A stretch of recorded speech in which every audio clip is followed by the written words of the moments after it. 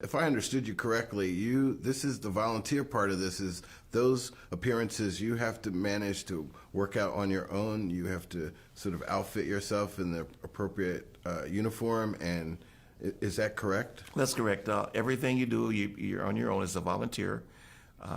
You have a sponsor. Sometime your sponsor comes through. Sometime your sponsor. It's a long year. It's a long year. It's a long year. So you got to provide yourself with a convertible for the parades. You do? So you provide that. I was fortunate that a friend of mine had a convertible, and she's a good friend of my daughter. So she said, "Hey, you can take my convertible." So I had a nice white Ford Mustang convertible I used for that. The fairgrounds provided me with a float, so I was pretty well taken care of. Wow. So tell me about your travels as King Boreas. I mean, really, you must have had some fascinating moments. Had some very fascinating moments. We went all the way from Winnipeg, Canada, which is the day that we walked the river walk in Winnipeg. It was 22 below zero. And you walk that in your cape and with your queen on your arm and your whole royal family, and you walk this river. Then you walk to parade. So we leave there about 4 o'clock in the evening, and it's like 10 o'clock at night before you get inside again. But they give you plenty of hot chocolate and other libations to keep you warm. Which I happen to be a teetotaler, so I use the hot cider and hot chocolate most to keep myself warm. Then we went far south as Bradenton, Florida, to their festival down there. Macon, Georgia, to their festival there. They have a great festival. In Pasadena, California, to the Rose Bowl. And this is all on on you. You're the one that have to pick up the tab. This story is fascinating. It's once you and when my wife and I decided to be part of the Winter Carnival, we said if we're going to volunteer, we're going to make sure that we have a good time, and we're going to make sure that we don't miss any appearances. So with my wife in one arm and my queen on the other arm, we went everywhere. Royalty, yes. Did you ever say, it's good to be king? Oh yeah! All of a sudden, it's like you go to the front of the line. There's someone to help you with your coat. I come from that old school, so I was always helping the queen with her coat. But we had the captain of the guards that were there that assist the king and the rest of the royal family. So it was like everywhere you went, the doors are open for you.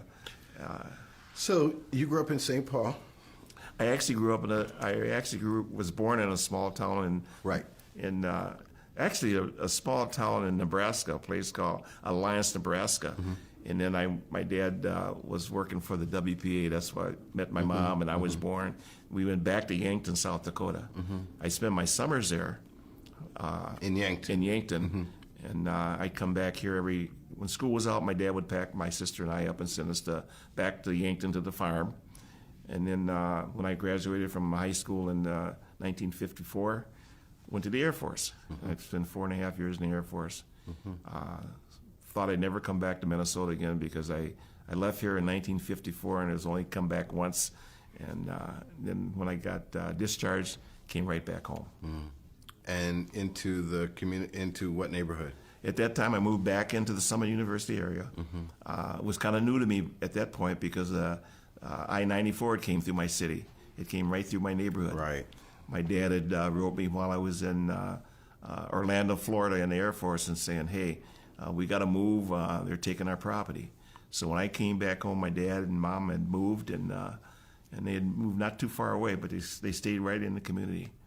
As we've talked to a number of the African American firsts, there is a certain percentage of them who grew up in the Summit University neighborhood.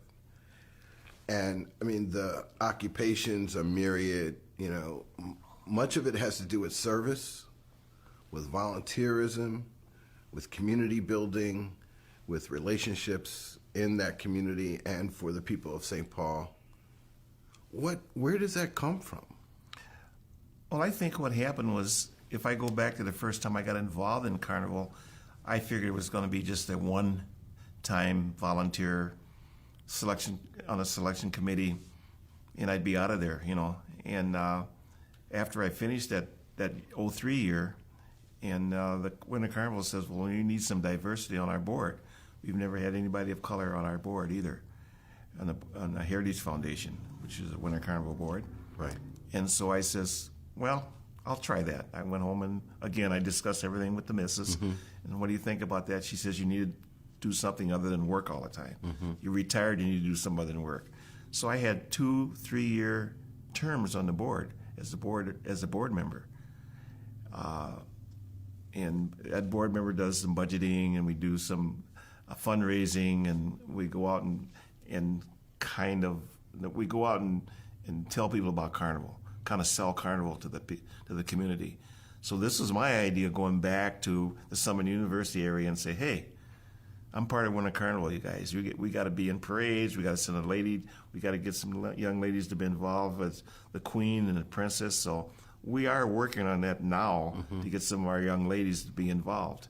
It's not a beauty contest. Right. It's all about how well you articulate, and most of the young ladies, you have to be 21 years old to be part of that. But we are working on that now to get this the next step.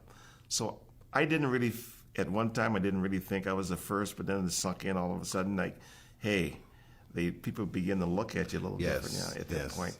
I went to the St. Paul Hotel, for instance. We stayed there for 10 days, St. Paul Hotel. And it was like the doorman, how are you this morning, King Boreas? How are you this morning, Mr. Blake? And I told my wife, my dad would be just jumping up and down at this point, and my grandfather. But at that point, we're trying to get it diverse. We want to get people involved in Carnival. We want to get, we have a Hispanic and Asian community that are not involved in Carnival much. One or two people. Well, that's why. So that's what I'm trying to sell. Yeah, and you can tell from my question. I mean, I am curious about that relationship because it seems a stretch, and yet the way in which you talk about it and have participated in it seems so natural at the same time.